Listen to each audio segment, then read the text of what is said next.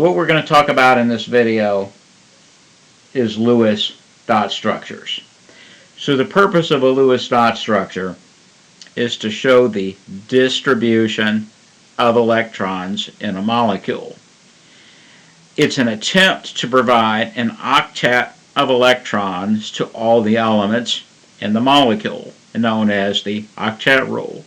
And of course, oct implies 8, and 8 electrons are the number that's required to complete the filling of the second and third shells. So, and this is why, and this in general is why atoms form bonds. They form bonds in order to increase the number of electrons and complete the filling of their shells. So let's first look at some dot structures as simply some individual atoms, where we represent the valence electrons are represented with dots. Now, it's assumed at this point that you know something about electron configurations and valence electrons. The valence electrons are those electrons in the incompleted shell. So, for example, if you look at carbon, its electron configuration is 1s2, 2s2, 2p2. Okay, so the first shell is filled. The second shell is not. So the 1s2, so we have 2 core electrons and 4 valence electrons, so we have 4 dots. So we move one slide over one place on the periodic table. Now we have 1 more electron, so it's 2s2, 2p3. We have 5 valence electrons. With oxygen, we have 6, and with fluorine, we have 7. Now, something you should know is you could also get this information from the periodic table just by looking at the column number, right? So all the elements in the first column have 1 valence electron. Everything here has 2. Here has 3, here has 4, here has 5, 6, and 7, and so on. And all the elements in the group have the same number of valence electrons. So carbon has 4 valence electrons, silicon has 4 valence electrons, and so forth. Now, there's a couple of dot structures. There are a few dot structures we can work through just from some applying some common sense. All right, so an atom with 4 valence electrons, we're using carbon as an example, will need to form 4 bonds in order to provide an octet. In other words, a bond is a shared pair of electrons, and every bond increases the number of electrons for both bonded atoms by 1. So if you have 4 bonds, and if you have 4 valence electrons and you want to have 8 valence electrons, that means you need to form 4 bonds. So 4 plus 4 makes 8. So what carbon is going to do is go in and bind to 4 hydrogens. Carbon has 4 valence electrons. It's going to share every one of those valence electrons that it has. And in that way, it will achieve 8 electrons, because each bond is that shared pair, and the shared pair is counting as belonging to both the carbon and the hydrogen. So one more time, every bond increases the electron count for both bonded atoms by 1. So we can represent our bond as the shared pair here, or more simply with a line here. The line means the same thing as the shared pair. So if you have 4 bonds, if you have 4 valence electrons, you're going to want to form 4 bonds. But what if you have 5 electrons? If you have 5 electrons and you need to have 8, that means you're only going to be minus 3. So what is you're going to do? You're going to form 3 bonds. If you have 5 valence electrons, you're going to keep 2 as an unshared pair. You're going to keep 2 as an unshared pair, and you're going to share the remaining 3. So you end up with forming 3 bonds, but you still have 8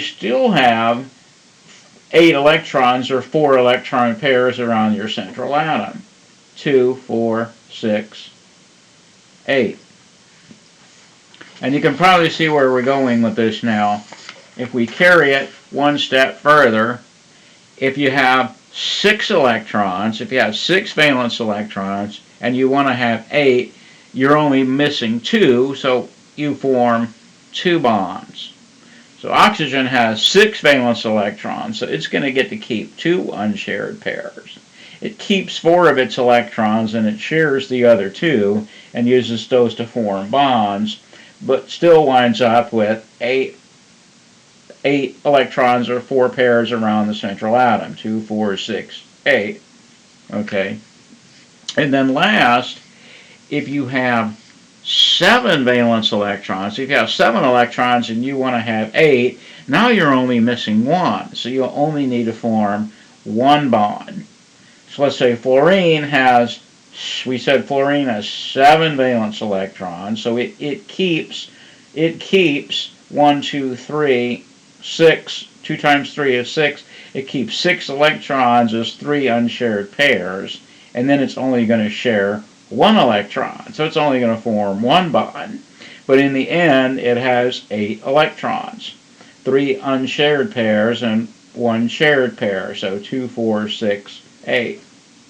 Okay. So arguments like this can work for simple molecules, but ultimately we need a formula, or we need more of a systematic way of doing this, because these types of arguments start to break down when you get into more complicated molecules where you can have things like double bonds and triple bonds and so forth. So I'm going to show you a procedure. And this is the way I was taught it a long time ago. It still works, and this way of doing it is useful in some ways. You can't use it for all molecules, but you can use it for things that follow the octet rule. Okay. So the first thing we're going to do is we're going to determine the number of electrons available to the molecule. So what this means is we're going to add together the number of valence electrons for every atom in the molecule. Now, what if your molecule is a polyatomic ion? What if it carries a charge? Remember, a polyatomic ion is a molecule that's picked up extra electrons. We have to account for that. So we add electrons to the count for -1 ions, and we subtract electrons from the count for +1 ions, right? Negative ions are ions that have picked up, molecules that have picked up electrons. Positive ions or polyatomic ions are molecules that have lost electrons. So if it's a negative charge, we add electrons. If a positive charge, we subtract electrons. So then we determine the number of required electrons. Well, how do we do that? Well, what are we trying to do? We're trying to provide an octet. Okay, the atoms want to have, except for hydrogen, the atoms want to have 8 electrons, except for hydrogen. So then we determine the number of bonds. So how do we figure out the number of bonds? We take the difference between what we're requiring, difference between the number of required electrons and the number of valence electrons, and you divide it by 2. You're dividing by 2 because a bond is a shared pair. I always say this is the difference between what you want, and what you have, right? So the bigger the discrepancy between what you want and what you have, the more bonds that you're going to have to form. Okay, so then we draw a skeletal structure that has only the bonding electrons, and then we add the remaining electrons as unshared pairs. Now, the beauty of doing it this way is you figure out how many bonds your molecule has to have. Once you figure out how many bonds it has to have, you can't get around that. No way to get around that. Your structure has to have, assuming we're following with the octet rule, your structure will have to have the number of bonding electrons that you figure here. Okay. So let's do an example. Let's follow this procedure through with an example. Let's work nitrite, right? So nitrate is NO3 minus, okay? So we have one nitrogen and 3 oxygen. So we first figure out, all right, how many electrons do we have to play with? All right, so we said we know nitrogen has 5 valence electrons, and 3 oxygens is, each of those has 6, so that's 18 and 5. That adds up to 23. Now, if you were doing this on your own, that should sound a warning bell, because that's an odd number. Most molecules rather, have an even number of electrons. Okay, odd electron molecules do exist, but they're nowhere near as common. Most of the time, it's going to have an even number of electrons. So we got to do one more thing. What didn't we take into account? The charge. Nitrate is a polyatomic ion. It carries a -1 charge. It's a molecule that's picked up an extra electron. So we have to add that to the count. So 23 plus 1 means that we really have 24 electrons total. Okay. The next thing we do is we determine the number of required electrons. Well, how many do we really want? We want 8 electrons for every non-hydrogen element, right? That's what we're trying to do. Nitrogen wants to have 8. Each of the oxygens really wants to have 8. So 4 times 8 is 32. Okay. So then we figure out the number of bonds. So how do we do that? The number of bonds is just the discrepancy between what you have and what you want. So 32 minus 24 over 2 is 8 over 2, which comes out to be 4 bonds. Your structure has to have 4 bonds. Okay, there's no way to get around that. So then we draw a skeletal structure that has only bonding electrons. So most of the time in most of these examples, there's going to be a central atom to which all the others are attached. And sometimes the way the formula is written gives you a clue to that. Usually the central atom will go first. But anyway, nitrogen is the central atom to which the others are attached. So we only have 3 oxygens. How do we attach 3 oxygens to the central atom and still have 4 bonds? And the answer is we have to make one of them a double bond. Right? 2 atoms can share more than 1 electron pair. If you're sharing 1 electron pair, that's a single bond. If you're sharing 2 electron pairs, that's a double bond, right? So that's 1 shared pair, that's 2 shared pairs, right? So how many bonds do we have? 1, 2, 3, 4. So our obvious solution is to make one of them a double bond. All right, so then we're going to add the remaining electrons as unshared pairs. Okay, so that means we're going to add 3 electron pairs to every singly bonded atom. We would add 2 electron pairs to every doubly bonded atom, and we would add 1 electron pair to every triply bonded atom, right? So a singly bonded atom, right here, this all by itself without unshared pairs has just 2 electrons, right? So we're going to have to add 6 more, or 3 pairs. So every singly bonded atom we add 3 pairs. 1, 2, 3. Singly bonded, 1, 2, 3. And every doubly bonded atom we're going to add 2 pairs. Okay. Now we don't add any unshared pairs to the nitrogen because it already has an octet. 2, 4, 6, 8. There's already 8 electrons around that nitrogen, so we don't have to add anything else. All right, so Then we can check our structure. Now there's two ways we can check it. Have we achieved our goal?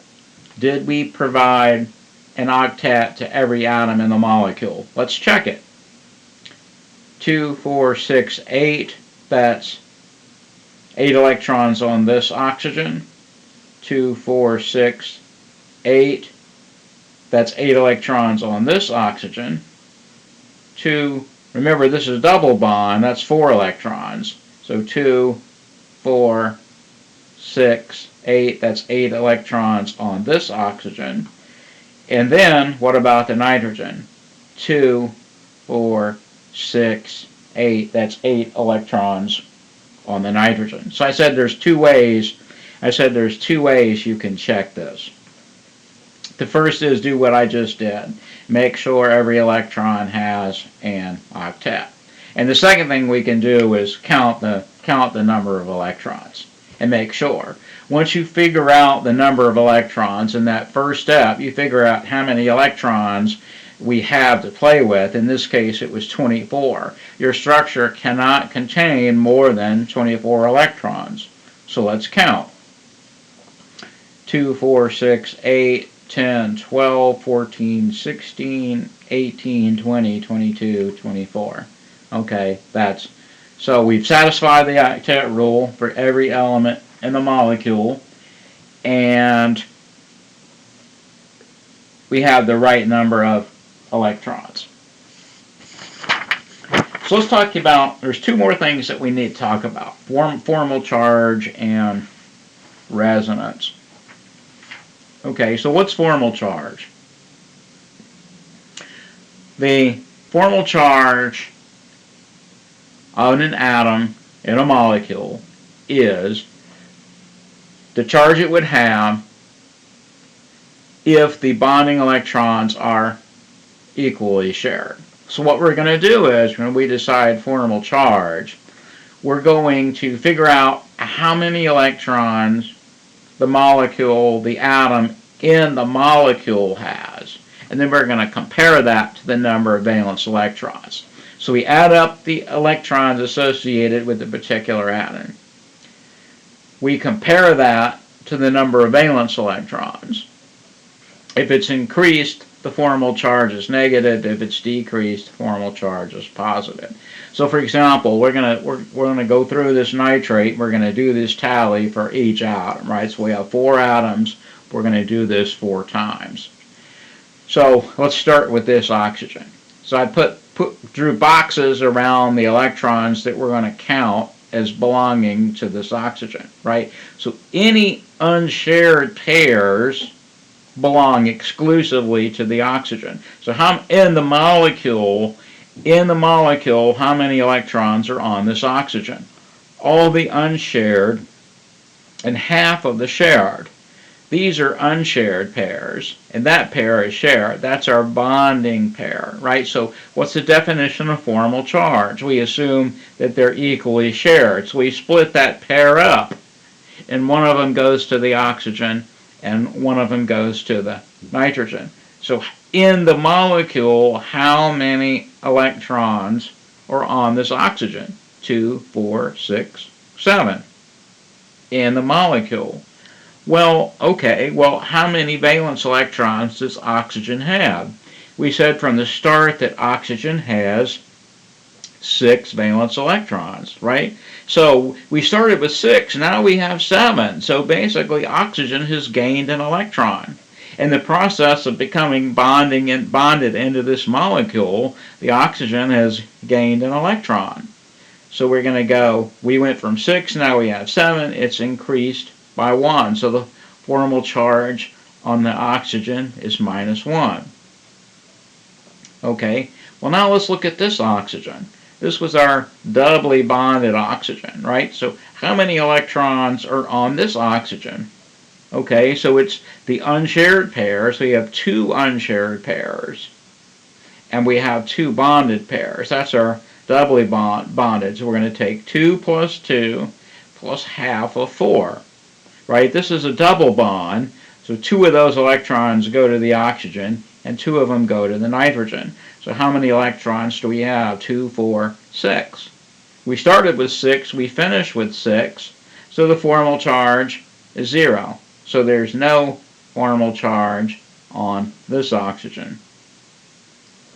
Now you should be able to see that this oxygen is basically the same as this one. It's a singly bonded oxygen, so how many electrons? All the unshared plus half of the shared, so 2, 4, 6, 7. So that's formal charge of -1. And then last, let's look at the nitrogen. Now nitrogen doesn't have any unshared pairs. So we have to add up half of the bonding electrons. So half of this 2 is 1, plus half of this 4 is 2, plus half of this 2 is 1, right? So 1 plus 2 plus 1, that's 4 electrons. Well, nitrogen has 5 valence electrons. Okay? Now it has 4. And somehow in the molecule, and joining in with the oxygens and forming this molecule, it has lost electrons. We started with 5, now we have 4. We've lost 1, so our formal charge is +1. Now, here we have an important rule, all right, in that the sum of the formal charges must add to the charge on the molecule. This gives you another way to check your structure. So we know that nitrate is NO3-. It's a polyatomic ion. It has a negative charge. So the sum of our formal charges has to add up to -1. -1, 0, and -1, and +1. All that adds up to -1. So the sum of the formal charges must add to the charge on the molecule. Okay? Now, there's something else that we need to talk about here, and that is resonance. All right? So, 3 different structures could actually be drawn for the nitrate. I kind of made an executive decision when I put the double bond to this top, if you want to think of this as being the top oxygen, I assigned the double bonds to a particular oxygen. But the reality is that we could draw 3 different structures. We can draw 3 different structures depending upon where we put the double bond. Okay, you could put it here, we could put it here, we could put it here. And the actual structure is said to be a resonance hybrid of the 3 structures. And the usually way we draw it is to draw all 3 structures and connect them with double arrows. Okay? So what are we saying here? What we are not saying is the atom spends a third of its time like this, and a third of its time like this, and a third of its time like this. That's what we're not saying. What we're saying is we can't draw on paper with representing bonds as electron pairs. We can't draw the real structure that way. The real structure is that those 2 electrons are delocalized. If we were to go in and spectroscopically measure the bond lengths, we would find all the bonds are the same length. Now, something I haven't mentioned yet is that double bonds are shorter than single bonds.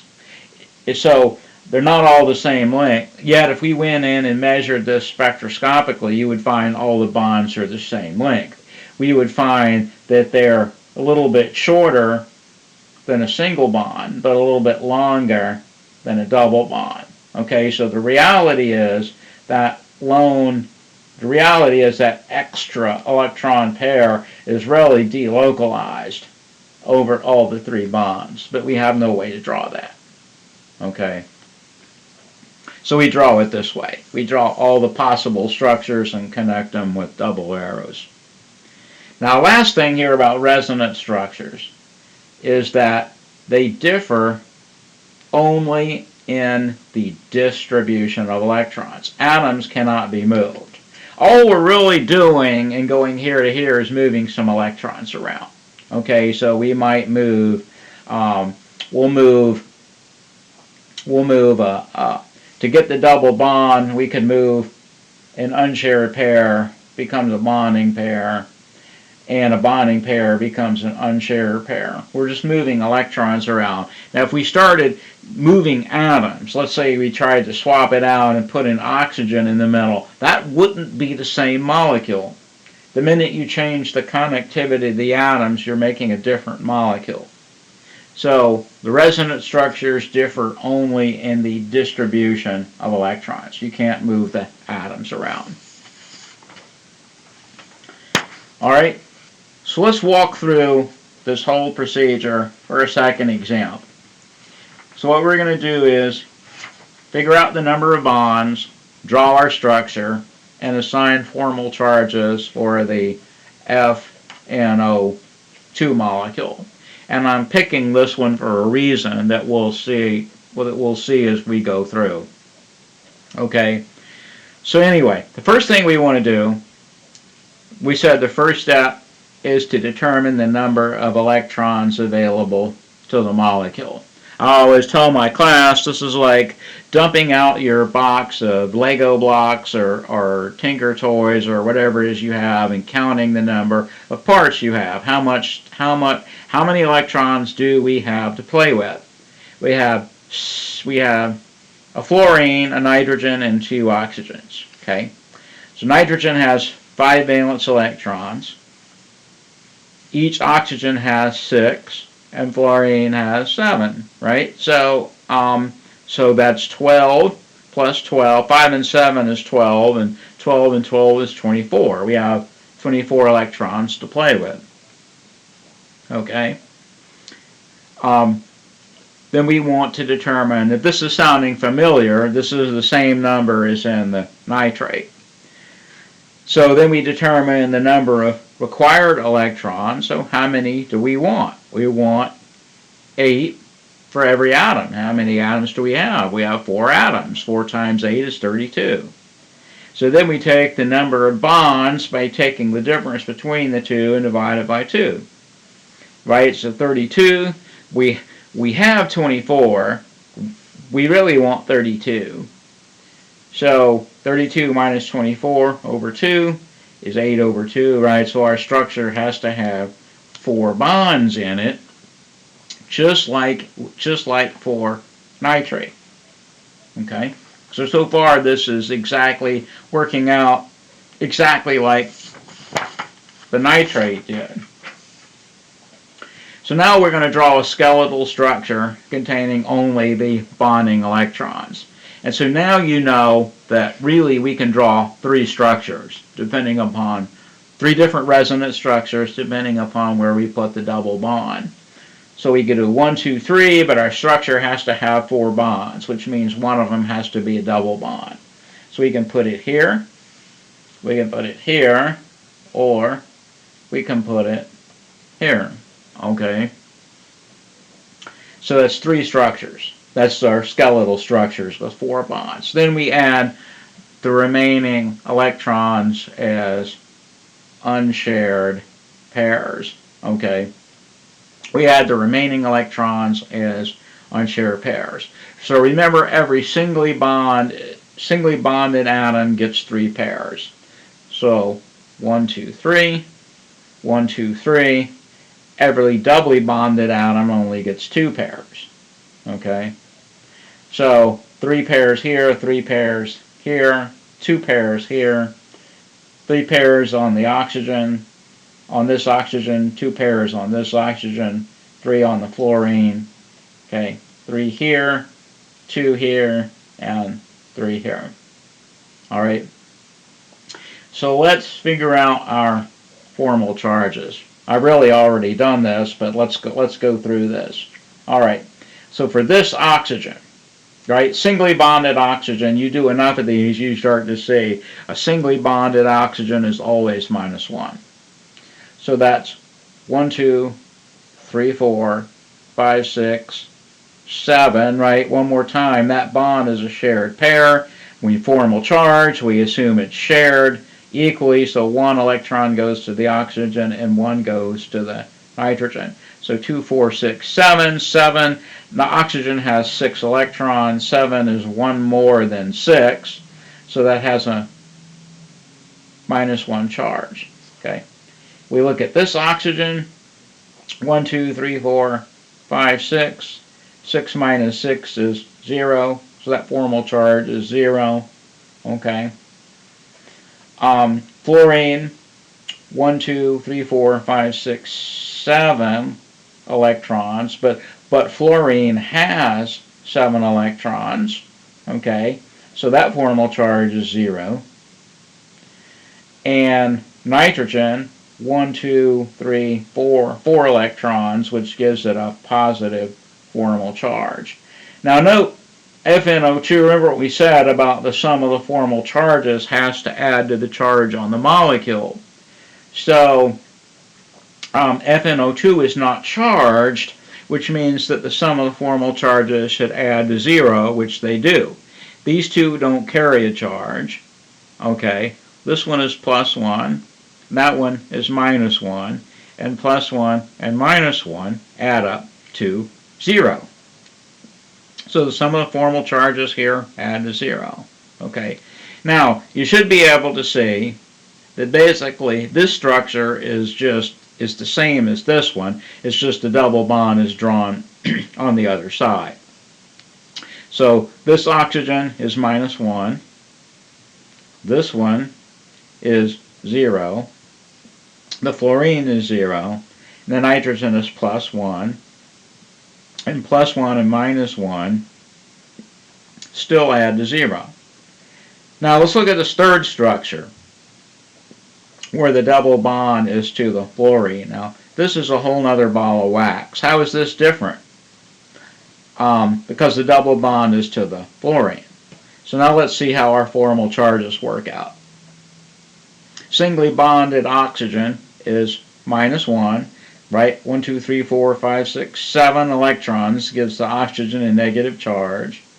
This one has a negative charge. Okay. The fluorine has 1, 2, 3, 4, 5, 6 electrons, but fluorine has 7 valence electrons, so now it's going to carry a positive charge on it. Okay. And nitrogen still has 4 bonds, so that's still going to be +1. And note that +1, +1, -1, and -1 all still add up to 0. So across the board, the sum of our formal charges adds to 0. But these structures aren't equivalent, which is why I picked this particular structure to illustrate the point that not all your structures, even for the same molecule, not all your structures will come out to have the same number of formal charges. And we can use formal charge arguments to make decisions about, what's a good structure and what is not, which is the next slide. All right, so we can use formal charge arguments to choose the best structure. All right, so first of all, a structure with fewer formal charges is preferable to a structure with more formal charges. So if you have 2, 3 different structures, and let's say, like we had in the last example, let's say one of them has 2 formal charges and one of them has 4, not counting the 0 formal charges. Let's go back. See, these structures have 2 formal charges. This structure has 4 formal charges. That makes these 2 structures preferable to this structure. Okay, so you want to minimize the number of formal charges. It's preferable to have fewer formal charges.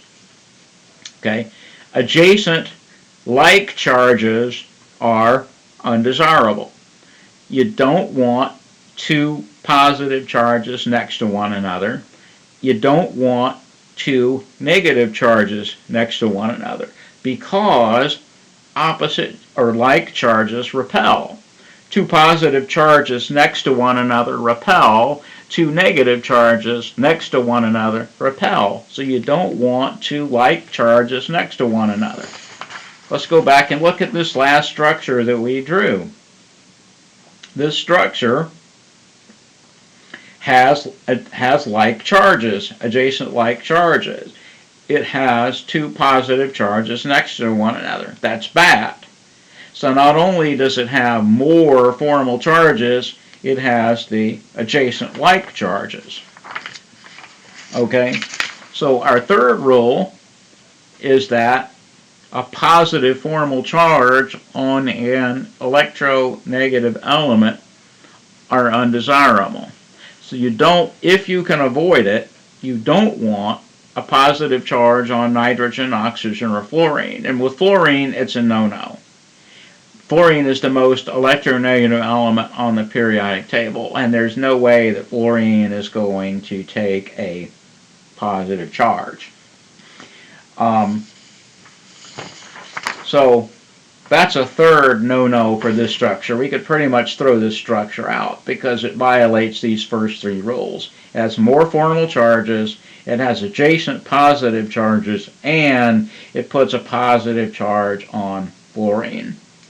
Okay. Your three most electronegative elements on the periodic table are nitrogen, or fluorine, oxygen, and then nitrogen. Fluorine is the most, oxygen is next, nitrogen is third. Fluorine is not going to take a positive charge.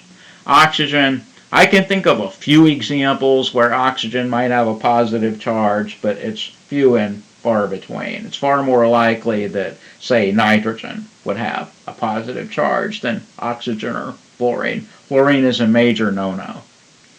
And then last, smaller formal charges are preferable to larger ones. So let's say you have one structure that might have a +1 and a -1 charge, and then you have another structure that might have a +2 and a -2. The first structure would be preferable. You want smaller formal charges if you can avoid it. If you can manage it, you want to have the smallest formal charges you can. And we'll stop here for this video.